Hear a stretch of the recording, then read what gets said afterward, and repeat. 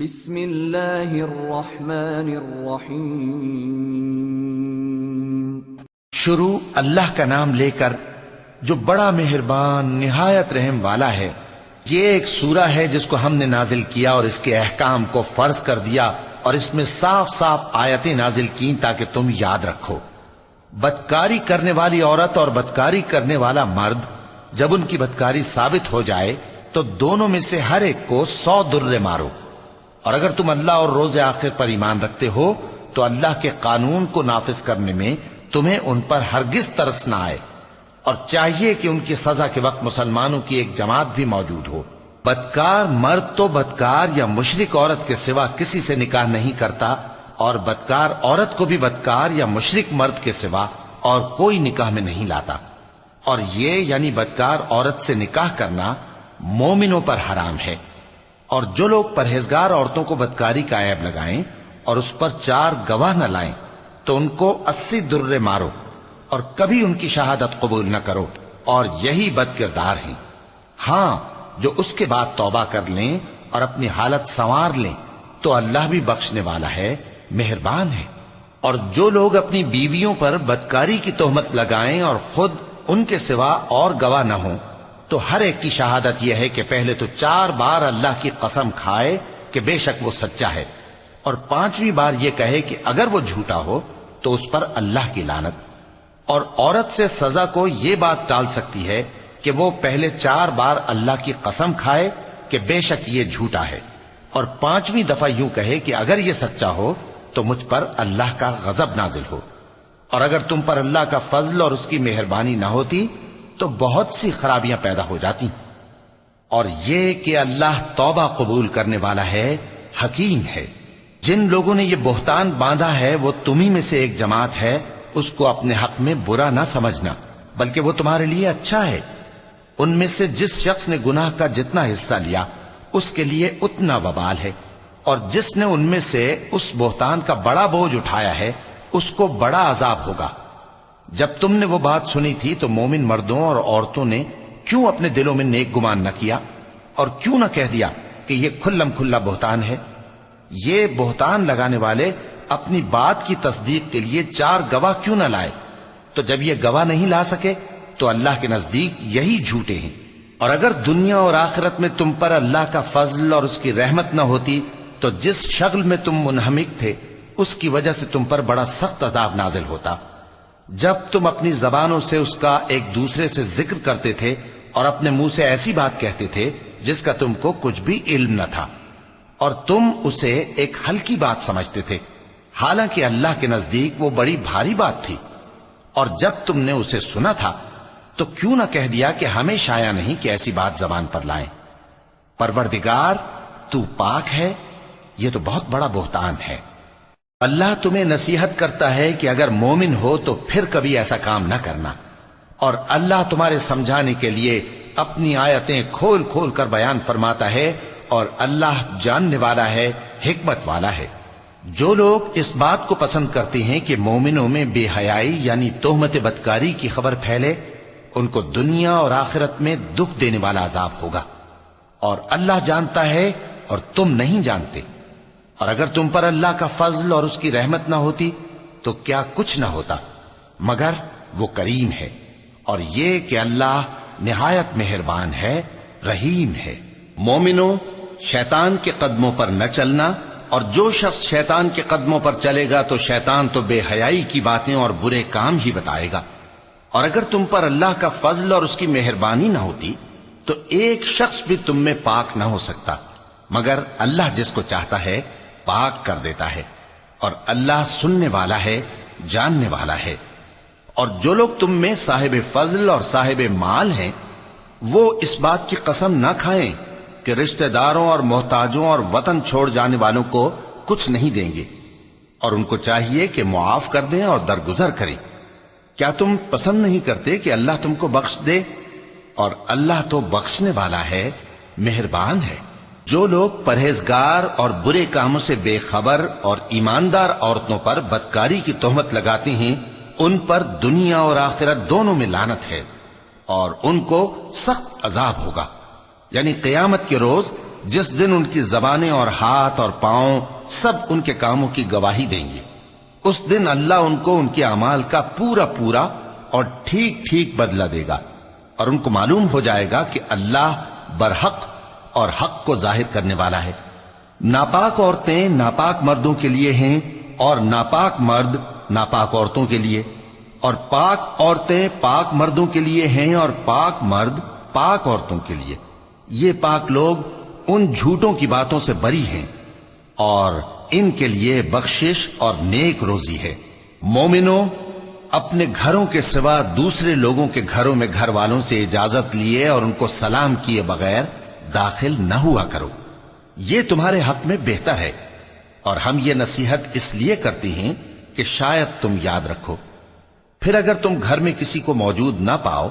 تو جب تک تم کو اجازت نہ دی جائے اس میں مت داخل ہو، اور اگر یہ کہا جائے کہ اس وقت لوٹ جاؤ تو لوٹ جایا کرو، یہ تمہارے لیے بڑی پاکیزگی کی بات ہے،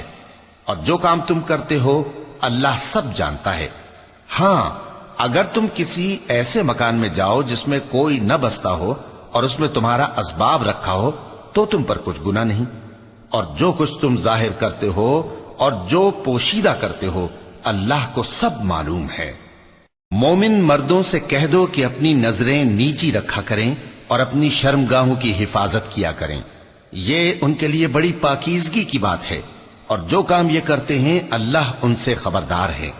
اور مومن عورتوں سے کہہ دو کہ وہ بھی اپنی نگاہیں نیچی رکھا کریں اور اپنی شرمگاہوں کی حفاظت کیا کریں، اور اپنی آرائش یعنی زیور کے مقامات کو ظاہر نہ ہونے دیا کریں مگر جو اس میں سے کھلا رہتا ہو، اور اپنے سینوں پر اوڑھنیاں اوڑھے رہا کریں، اور اپنے خاوند اور باپ اور خسر اور بیٹوں اور خاوند کے بیٹوں اور بھائیوں اور بھتیجوں اور بھانجوں اور اپنی جیسی مومن عورتوں اور لونڈی غلاموں کے سوا نیز ان خدام کے جو عورتوں کی خواہش نہ رکھیں، یا ایسے لڑکوں کے جو عورتوں کے پردے کی چیزوں سے واقف نہ ہوں۔ غرض ان لوگوں کے سوا کسی پر اپنی زینت اور سنگھار کے مقامات کو ظاہر نہ ہونے دیں، اور اپنے پاؤں ایسے طور سے زمین پر نہ مارے کہ جھنکار کانوں میں پہنچے اور ان کا پوشیدہ زیور معلوم ہو جائے۔ اور مومنوں، سب اللہ کے آگے توبہ کرو تاکہ فلاح پاؤ، اور اپنی قوم کی بیوہ عورتوں کے نکاح کر دیا کرو، اور اپنے غلاموں اور لونڈیوں کے بھی جو نیک ہوں نکاح کر دیا کرو۔ اگر وہ مفلس ہوں گے تو اللہ ان کو اپنے فضل سے غنی کر دے گا، اور اللہ بہت وسعت والا ہے، سب کچھ جاننے والا ہے۔ اور جن کو بیاہ کا مقدور نہ ہو وہ پاک دامنی کو اختیار کیے رہیں یہاں تک کہ اللہ ان کو اپنے فضل سے غنی کر دے۔ اور جو غلام تم سے مکاتبت یعنی مال دے کر پروانہ آزادی کی تحریر چاہیں، اگر تم ان میں صلاحیت اور نیکی پاؤ تو ان سے مکاتبت کر لو، اور اللہ نے جو مال تم کو بخشا ہے اس میں سے ان کو بھی دو۔ اور اپنی باندیوں کو اگر وہ پاک دامن رہنا چاہیں تو دنیاوی زندگی کے فوائد حاصل کرنے کے لیے بدکاری پر مجبور نہ کرنا، اور جو ان کو مجبور کرے گا تو ان بیچاریوں کے مجبور کیے جانے کے بعد اللہ بخشنے والا ہے، مہربان ہے۔ اور ہم نے تمہاری طرف روشن آیتیں نازل کی ہیں، اور جو لوگ تم سے پہلے گزر چکے ہیں ان کی خبریں اور پرہیزگاروں کے لیے نصیحت۔ اللہ آسمانوں اور زمین کا نور ہے، اس کے نور کی مثال ایسی ہے کہ گویا ایک طاق ہے جس میں ایک چراغ ہے، اور چراغ ایک قندیل میں ہے، اور قندیل ایسی صاف شفاف ہے کہ گویا موتی کا سا چمکتا ہوا تارا ہے۔ اس میں ایک مبارک درخت کا تیل جلایا جاتا ہے یعنی زیتون کا، کہ نہ مشرق کی طرف ہے نہ مغرب کی طرف۔ ایسا معلوم ہوتا ہے کہ اس کا تیل خواہ آگ اسے نہ بھی چھوئے جلنے کو تیار ہے، بڑی روشنی پر روشنی ہو رہی ہے۔ اللہ اپنے نور سے جس کو چاہتا ہے سیدھی راہ دکھاتا ہے، اور اللہ جو مثالیں بیان فرماتا ہے تو لوگوں کے سمجھانے کے لیے، اور اللہ ہر چیز سے واقف ہے۔ وہ قندیل ان گھروں میں ہے جن کے بارے میں اللہ نے ارشاد فرمایا ہے کہ بلند کیے جائیں اور وہاں اللہ کے نام کا ذکر کیا جائے، اور ان میں صبح و شام اس کی تسبیح کرتے ہیں۔ ایسے لوگ جن کو اللہ کے ذکر اور نماز پڑھنے اور زکوٰۃ دینے سے نہ سوداگری غافل کرتی ہے نہ خرید و فروخت، وہ اس دن سے جب دل خوف اور گھبراہٹ کے سبب الٹ جائیں گے اور آنکھیں اوپر چڑھ جائیں گی، ڈرتے ہیں تاکہ اللہ ان کو ان کے اعمال کا بہت اچھا بدلہ دے اور اپنے فضل سے زیادہ بھی عطا فرمائے، اور اللہ جس کو چاہتا ہے بے حساب رزق دیتا ہے۔ اور جن لوگوں نے کفر کیا ان کے اعمال کی مثال ایسی ہے جیسے میدان میں ریت کہ پیاسا اسے پانی سمجھے، یہاں تک کہ جب اس کے پاس آئے تو اسے کچھ بھی نہ پائے اور اللہ ہی کو اپنے پاس دیکھے تو وہ اسے اس کا حساب پورا پورا چکا دے، اور اللہ جلد حساب کرنے والا ہے۔ یا ان کے اعمال کی مثال ایسی ہے جیسے گہرے سمندر میں اندھیرے جس پر لہر چڑھی چلی آتی ہو اور اس کے اوپر اور لہر آ رہی ہو اور اس کے اوپر بادل ہو، غرض اندھیرے ہی اندھیرے ہوں، ایک پر ایک چھایا ہوا، جب اپنا ہاتھ نکالے تو کچھ نہ دیکھ سکے، اور جس کو اللہ روشنی نہ دے اس کو کہیں بھی روشنی نہیں مل سکتی۔ کیا تم نے نہیں دیکھا کہ جو لوگ آسمانوں اور زمین میں ہیں اللہ کی تسبیح کرتے رہتے ہیں، اور پر پھیلائے ہوئے پرندے بھی، اور سب اپنی نماز اور تسبیح کے طریقے سے واقف ہیں، اور جو کچھ وہ کرتے ہیں سب اللہ کو معلوم ہے، اور آسمان اور زمین کی بادشاہی اللہ ہی کے لیے ہے اور اللہ ہی کی طرف لوٹ کر جانا ہے۔ کیا تم نے نہیں دیکھا کہ اللہ ہی بادلوں کو چلاتا ہے، پھر ان کو آپس میں ملا دیتا ہے، پھر ان کو تہ بتہ کر دیتا ہے، پھر تم دیکھتے ہو کہ بادل سے مے نکل کر برس رہا ہے، اور آسمان میں جو اولوں کے پہاڑ ہیں ان سے اولے نازل کرتا ہے، تو جس پر چاہتا ہے اس کو برسا دیتا ہے اور جس سے چاہتا ہے ہٹا رکھتا ہے، اور بادل میں جو بجلی ہوتی ہے اس کی چمک آنکھوں کو خیرہ کر کے بینائی کو اچکے لیے جاتی ہے۔ اللہ ہی رات اور دن کو بدلتا رہتا ہے، اہل بصارت کے لیے اس میں بڑی عبرت ہے۔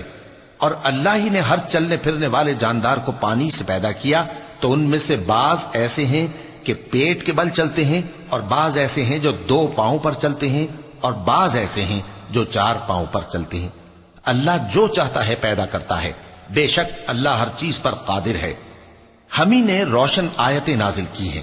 اور اللہ جس کو چاہتا ہے سیدھے راستے کی طرف ہدایت کرتا ہے۔ اور بعض لوگ کہتے ہیں کہ ہم اللہ پر اور رسول پر ایمان لائے اور ان کا حکم مان لیا،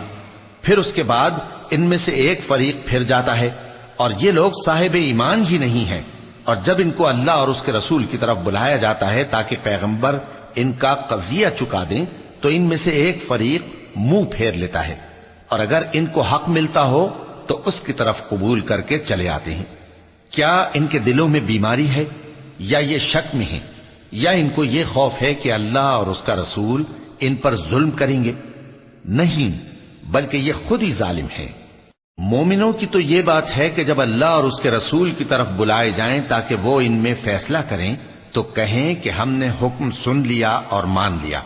اور یہی لوگ فلاح پانے والے ہیں۔ اور جو شخص اللہ اور اس کے رسول کی فرما برداری کرے گا اور اس سے ڈرے گا اور اس کا تقوی اختیار کرے گا تو ایسے ہی لوگ مراد کو پہنچنے والے ہیں۔ اور یہ اللہ کی سخت سخت قسمیں کھاتے ہیں کہ اگر تم ان کو حکم دو تو سب گھروں سے نکل کھڑے ہوں۔ کہہ دو کہ قسمیں مت کھاؤ، پسندیدہ فرما برداری درکار ہے، بے شک اللہ تمہارے سب اعمال سے خبردار ہے۔ کہہ دو کہ اللہ کی فرما برداری کرو اور رسول کے حکم پر چلو، اگر منہ موڑو گے تو رسول پر اس چیز کا ادا کرنا ہے جو ان کے ذمے ہے، اور تم پر اس چیز کا ادا کرنا ہے جو تمہارے ذمے ہے،